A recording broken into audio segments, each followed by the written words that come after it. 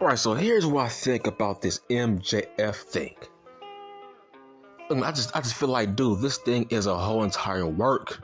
It's like, what part of that don't you understand? Now, I had somebody tell me, oh, he's being grossly underpaid, right? Saying, oh, all these new guys that they're signing, they make more money than MJF, right? That's all people are saying. He's so underpaid. They're bringing in all these mid-carders to make more money than MJF. Okay, whose fault is that? That is literally not Tony Khan's fault. Whose fault is that? It's like you don't know how the business works when it comes to professional wrestling. Look, stop doing 2020 hindsight. That's what you're doing. By your logic, Braun Breaker should do what MJF is doing. Right? By your logic, Braun Breaker should go into Vince McMahon's office and demand more money. He should demand Roman Reigns money, right? By your logic, right? He's been a wrestler for 6-7 months and he's already a 2-time world champion. So by your logic, he actually has a better resume than MJF. He actually has a better standing point, a better argument on asking for more money, right? This guy is the face of a brand after 7 months, which means he is literally outperforming his contract. So Braun Breaker should be the one that should be demanding more money. He's actually outperforming his deal. But that's not the point. I still think this shit is a fucking work. Now, do I think he wants more money? Yeah, of course. We all want more money. Obviously, he has outperformed his deal, but you was not saying that when AEW first started, right? Dude, nobody knew who the fuck he was. I didn't. When I saw him at the pep rally, I had no clue who this guy is. I'm like, who is this short dude in a suit and a scarf? I'm like, who the hell is this guy? I know who the fuck he was. I had to look him up. But here's the thing. If Tony Khan signed him to a $200,000 contract, a guy coming from MLW, an unknown indie guy from MLW, he signed him to a $200,000 deal, bro, Tony Khan looked out for him. That's a good fucking deal for an unknown guy from MLW that the majority of the audience don't know. Look, let's say AEW never was a thing. There's no way in hell that fucking NXT would have signed MJF to a $200,000 contract coming from MLW. Hell no. Shane Strickland didn't sign that. Keith Lee didn't sign that kind of a contract.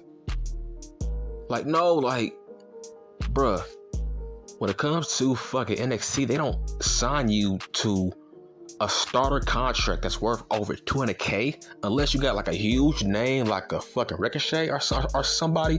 They don't sign you to those kind of deals. So Tony Khan actually kind of overpaid MJF. He overpaid an unknown guy, but that's not the point. The point is he actually outperformed that contract, but we didn't know he was going to be as big as he is now. Okay, he's a big time star, but we didn't know he was going to be as huge as he is now. Okay, we didn't see that coming. So how is he underpaid? Yeah, in hindsight he is, but when he first signed that, no, he was not over fucking paid. Huh? That was a pretty good fucking contract for an unknown indie guy. So you can't say, oh, 2 years later he's underpaid. No, duh shit. I mean, the majority of that roster, by your logic, is kind of underpaid. If it's been 2 years, I'm sure Darby Allin has outperformed his contract. Who else? Hobbs, Sammy G. These guys have outperformed their contracts. I mean, ain't that the goal? Why would you want to underperform your contract. Of course, he has outperformed his contract, but how can you say it's an insult for a guy like a Kyle O'Reilly, Adam Cole, or CM Punk, or Bobby Fish to be paid more than MJF? How is that an insult? How is that an insult for a guy like a Keith Lee to be paid more than MJF? Bruh, he on his first contract. And when he signed that, he was an unknown guy. Let's take it way back then. People are saying it's an insult that Bobby Fish is paid more. How?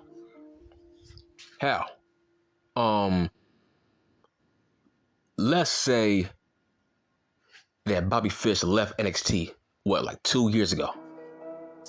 Dude, he had a great resume. He had a great career in NXT. He is a 2-time fucking NXT champion. He has a great resume there.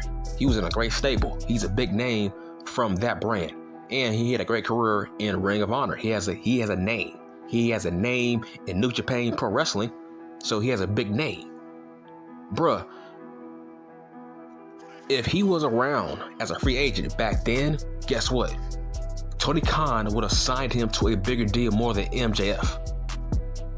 That's the point I'm trying to make. It's all about name value. Tony Khan pays you based off your name and your fucking resume. He's not gonna pay you tons of money based on potential. Your ass need a fucking name that he can market and fucking plug. Dude, back then, 2019, 2018, or whatever year AEW was first created, Bobby Fish would have been entitled to be paid more than MJF. I'm sorry to break it to you. Shane Strickland, he would have been entitled to make more money than MJF. Keith Lee, fucking Adam Cole. These guys would have been fucking Malachi Black would have been entitled to be paid more than MJF. He had a name on the main roster and from fucking NXT. So why wouldn't Malachi Black be paid more than MJF? He's not underpaid. Dude, he's on a rookie deal. He's like John Morant. Right? He's like Zion Williamson. Meaning he's like Justin Herbert. It's like, yeah, he signed a rookie deal. Obviously, he's outperformed that deal. Ain't that the goal? Okay. On paper, it looks like he's underpaid, but of course he is. He's under a rookie contract. It's his first contract. Of course, you're going to be underpaid off of a rookie contract, but the goal is to outperform that contract to make shitloads of money during your second contract. And so far, he's still under his rookie deal, which was a 5-year deal. Who told him to sign a 5-year deal? Now, I'm just saying all this just in case it's not a work, but I think this shit is a fucking work. But let's say it's not a work. How is he underpaid? It's like life don't work that way, bro. It's like, do you guys have a fucking job? Like what? If you are working at a regular job, right? Let's say they hire you, right? During your first year, you have a great year. You are outworking everybody. You are showing great progress. You are showing great work. Does that mean you are entitled to a raise to make more money? I mean, on paper, yes, but bruh, they hired you based on potential. And eventually, when the time is right, they are going to pay you more money when they evaluate you. But it's not that time yet. You gotta wait your turn. It's like, yeah, congrats to MJF for getting over. Right? He has gotten over, but we didn't know he was gonna be this big 2 years ago. Right? Dude, there was a poll that I made. The poll was, who's better, Adam Cole or MJF? It was a landslide win for MJF. But 2 years ago, you marks were not saying that. You guys were saying Adam Cole is the next Shawn Michaels. You were saying Adam Cole is the best wrestler in the fucking world. You were saying you were saying that Adam Cole was the best in the world. You were saying Adam Cole was the future. He's the future face of the WWE, right? You were saying he's the new Shawn Michaels. You were saying he's a future WrestleMania main event. And now 2 years later, you think it's a fucking insult to compare MJF with Adam Cole. But you wasn't saying that 2 years ago. Now you get it. It's taken 2 years for MJF to outperform Adam Cole, but that was not the case 2 years ago. Right? We are what your contract says. You sign a 5-year deal, okay. Congratulations, you outperformed your deal, but at the end of the day, you signed that 5-year deal. If you would have known you would have outperformed that contract, okay, you should have asked for more money. You should have bet it on yourself. You signed that deal. Nobody put a gun to your head to tell you to sign a 5-year deal, bro. Nobody told you to fucking do that. I'm gonna say it once again. You didn't expect for MJF to be better than Adam Cole. Nobody seen that coming. But yes, Adam Cole deserves to be paid more than MJF based on his name value that he brought from fucking NXT. Yes, he deserves to be paid more money because MJF is currently working on his first contract. His first contract is not ending yet. He signed a 5-year deal. So, hey, that's on him. But you can't say he's being underpaid and it's a fucking insult that all these guys are being paid more money. No, it's not. It's like, yeah, he has gotten over, but that was not in the cards 2 years ago. Nobody seen that coming. Okay, he has grown to a star now, but he was no star when he signed that deal. So you can't do 20/20 hindsight and say, oh, it's insult, he's so underpaid. Bitch, you was not saying that when he came from MLW. Life does not work that way, man. You can't do that. But yeah, I do think this shit is a fucking work. But I do think he wants more money, of course. But I think this is fucking work. Why? He's a heel. What if he was a fucking face doing all this shit? You would think, this shit is kind of real. Because he would be a face doing this dumb shit. But he's a heel. But you marks have been worked by this guy for the past 2 years to the point where everything he's done has backfired on you fans, right? You keep on saying he's the best heel in the business. He doesn't break kayfabe. Okay, well now your praise is coming back to bite you in the fucking ass now, huh? He has worked you so bad, he has worked you so good that his character feels so real, you think him walking out of AW is real because he has fooled you into believing his character is real. He ain't working me. He's working you marks. This dude ain't fucking working me, homie. Shit, I know Mark. He's working you marks, not me. This thing is a fucking work. He's good at his job. He's good at being a heel. Tony Khan has given this guy the most freedom when it comes to his verbal skills. He's given him the most freedom out of any wrestler he's ever had on that roster, man. When you hear his interviews on podcasts, bruh, Tony Khan does not give nobody else that kind of freedom to say all that shit that he says.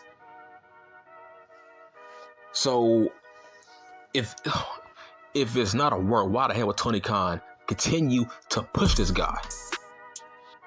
If he thinks he's going to leave for the WWE, why wouldn't he just take him off TV? Because at this point, you will be shining up the WWE's future new toy. Why would he push him now? Right? Like, dude, MJF is the most entertaining guy on the show. He's the only storyline we care about, which means he's being pushed. Still, even though there's rumors about him leaving, he's still being pushed as if he's not leaving. Because that's how great and real his character is. Yes, now the shoe is on the other foot. Now you are a fucking mark. You think what he's doing is fucking real, but hold on, you was sucking this guy's dick by saying, "Oh, he gets it. He stays in kayfabe. He's such a great heel. Everything he does is real now. Oh, now you are crying about him possibly leaving because you think everything he does is real. Make up your fucking mind. Is him staying kayfabe a bad thing or is it a good thing? You can't have it both ways. So what is he doing? Is this kayfabe or not? Now you can't tell now. Now your praise on MJF has backfired now. Because now everything he says and does, you think is fucking real. Because all these years you've been praising about staying in kayfabe. Well, what if he's not in kayfabe? But he has built you up to believe everything he says and does is real. That's what makes him great. I think this shit is a massive work. He keeps on saying, wait till 2024. There's going to be a huge war for my services. So why would he fuck up his bag now by acting up? Obviously, this shit is a fucking work. Dude, Tony Khan gives this guy so much freedom in his promos and storylines. If Tony Khan knows this guy's leaving, we would rarely see him. He would be buried. We would see him on dark. Why would Tony Khan continue to push this guy like a top guy if he knows he's leaving? That's stupid. Take him off TV like you did Brian Cage and Jay Lethal. See what I'm saying? Dude, if Tony Khan does not like what you're saying, he will take you off TV. If he does not like your mouth, he will take you off television. Ask Brian Cage. Brian Cage looks like $1 million, and yet he's not on TV. Actually, he's in fucking Ring of Honor now. because of his wife. Look at Big Swole. Look at Leo Rush. Leo Rush, that dude opened up his mouth, and guess what? Tony Khan took him off TV and got rid of him. So when Tony Khan has a beef with you with your mouth, he will take you off TV. So far, MJF is on TV as if nothing has happened. Right? So yes, this thing is a fucking work. I'm not being worked, you are, but not me. Dude, MJF, people are saying, oh, but he skipped FanFest. Bruh, he's a heel. This is the same guy, when he goes to these signings, he takes pictures giving kids the middle finger. He takes pictures and he flips off little kids. He gives them the middle finger like he's Stone Cold Steve Austin. He does that to kids and he films it. That's how big of a heel he is. That's how much freedom he has. Tony Khan, he co-signs that. He allows that. He acts like a dick at signings. He's a heel. What the fuck are you talking about? He's a heel. I'm not surprised he didn't show up to that fan fest. He's a fucking heel. He's trying to work you. He's trying to make the fans hate him so it can get more guys over. Ask Warlow. Warlow is the most over guy now because of MJF. Do you remember a couple of weeks ago, MJF said, CM Punk, I'm not done with you yet. You're going to see me again. And last time I checked, CM Punk is the new world heavyweight champion. Do you think MJF is not going to continue that storyline now that CM Punk is a world champion? The fact that CM Punk beat him last? Yes. Wardlow cost MJF that match against CM Punk, right? And now CM Punk is the world champion. You don't think MJF is gonna take that title off of his ass? Of course he is. That's where this is leading to. MJF will be the world champion eventually. He's gonna be the one that's gonna beat Punk. That's where this storyline is heading. Bruh, 2024, like, dude, Tony Khan does not cut people. He don't release people. People are saying, oh, he's gone. He is as good as gone, bruh. He's one of the most pushed guys on the fucking roster. And I think he's the best wrestler they have on that roster. Why the hell would he just cut him? Yeah. How about I just walk over there to Vince? Like, I don't care. Even though you have the most potential out of the whole people in the fucking roster, yeah. Go to Vince. I'ma cut you, release you, and have you just walk over to Vince McMahon. You think Tony Khan is that stupid? Do you think the WWE is that stupid to just cut fucking Sasha Banks? No, they don't do that. So why would Tony Khan do that? In fact, it wouldn't surprise me if Tony Khan eventually becomes a on-screen TV character to feud with MJF. That's where this is heading. Look, eventually Tony Khan will be a TV character like Eric Bischoff. Eventually he will. This whole stuff like, oh, MJF is not getting along with Tony Khan, bro. That's a fucking storyline. Eventually, JF. That's where this is fucking heading. So you were being worked, but I'm not. Bruh, fucking... Dude, Joe didn't show up to that fan fest. Samoa Joe didn't show up. Shit happens. Does that mean he's going back to the WWE? The fuck? Dude, shit happens. He ain't going nowhere.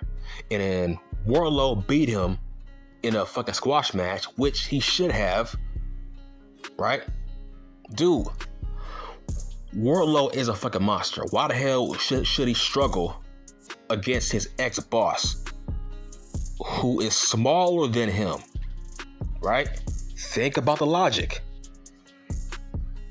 If MJF signed Wardlow to be his bodyguard, that means that he thinks Wardlow can whoop his ass and everybody else's ass to protect him. Dude, what the fuck was Wardlow bodyguarding if he were to struggle with MJF? That's fucking stupid. Of course he should fucking squash him like he's Goldberg. Of course he should. Goldberg squashed Kevin Owens. Goldberg squashed Dolph Ziggler. That's believable.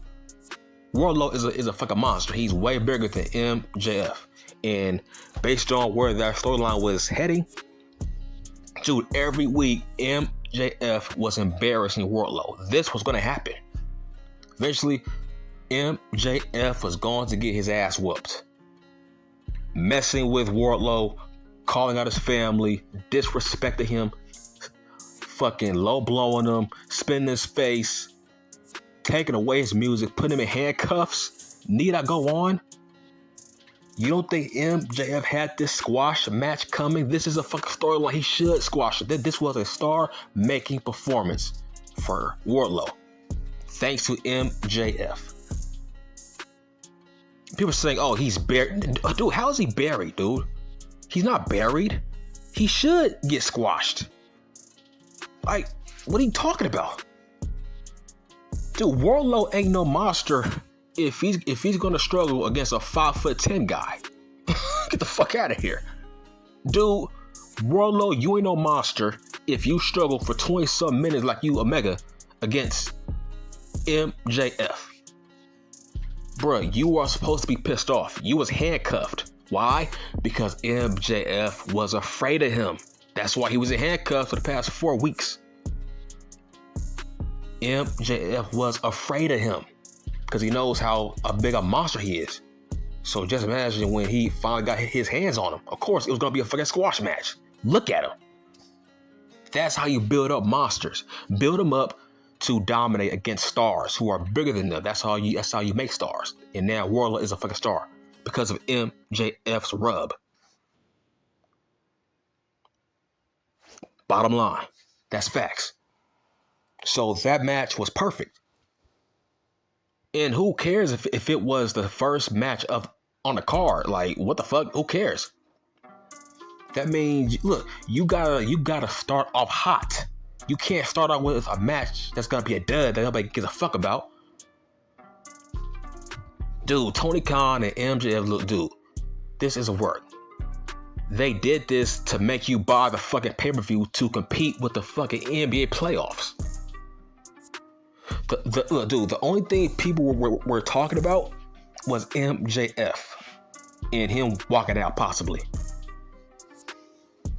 That's why he was the first thing we saw, because he was the hook that made us buy the pay-per-view. We want to see, will he show up or will he not show up? That was the question. That rose the buy rates.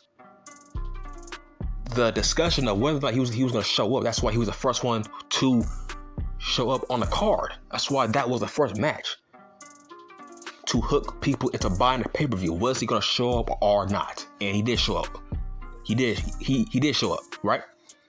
Okay, people got their money's worth. Okay, you got worked. That's what a work is. They throw these false rumors out here and say, oh, he ain't showing up. He bought a plane to New Jersey. And then the fucking next day, he actually shows up on the fucking show. He took your money. You got worked, bitch. How do you like that? You got worked. That's what a work is. To make you believe something is going to happen, but it doesn't. And it didn't happen. He showed up. And he got squashed. And he should have been squashed. You kidding me? If this guy is supposed to be the next Goldberg, the next Batista, he should fucking squash him. Like, dog, what is this infatuation on you wanting to have long matches? If that match was to be 25 minutes, that would have buried Wardlow. That would have buried him, man. Like, bro, you was handcuffed all this time, getting picked on, bullied by MJF, and you couldn't beat him in 25 minutes? like it took you 20-some minutes to beat fucking MJF.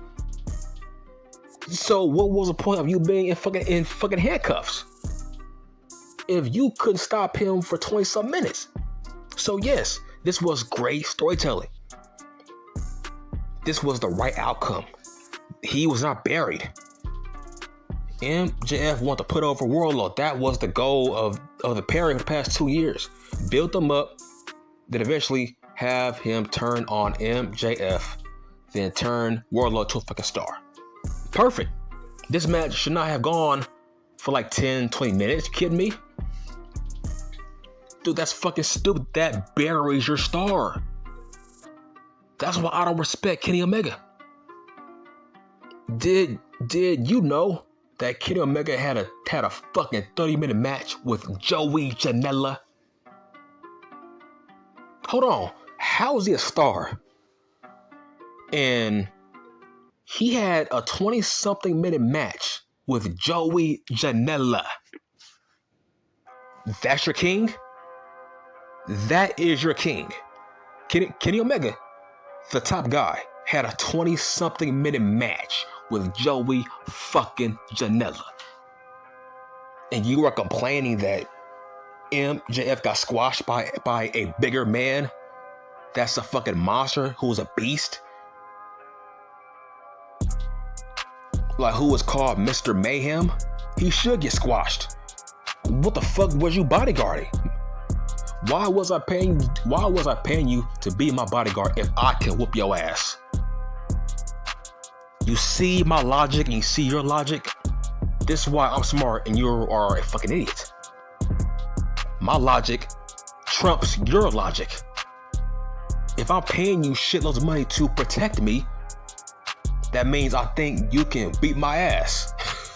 That means I think you can beat other people's ass. Why should Warlow be the bodyguard of MJF if he can't beat up MJF? That's why he was hired, because he's a badass. So if they were to fight, of course Warlow should win. Right? Let's talk about the Penguin from Batman. He has big bodyguards. You're saying that the Penguin can beat up his bodyguards? No, that's why he hired him, to beat up people for him. Yes, that's what being a bodyguard is. You're saying that Justin Bieber can't beat up. Okay, you're saying, okay, let's talk about Justin Bieber. He has bodyguards. You're saying that he can beat up his bodyguards? Right? Okay, what's the point of them being his bodyguards if Bieber can beat them up? Right? You gotta hire monsters to protect you. So this makes sense for that monster to turn on you to whoop your ass. So, dude, I'm actually defending AEW. So how can you call me biased? I'm actually defending AEW. But this was great. This was a great fucking match, man. Great storytelling. That crowd was hot for Warlow. They wanted Warlow to beat his ass. That's the point, right? The crowd wants to see the babyface beat the fuck out of the heel, which happened. Warlow is a fucking mega star now because of MJF is an asshole. That's the point, right? Put sympathy on Warlow, which they have done the past 2 months. Everybody wants to see Warlow finally get his hands on MJF. And once he did, he fucking squashed him. 10 power bombs. That's how pissed off he got Wardlow. Via the story. Right? Via the fucking story. Right? Via the fucking storyline, he pissed off Wardlow to the point where Wardlow gave him 10 fucking power bombs. That's great storytelling.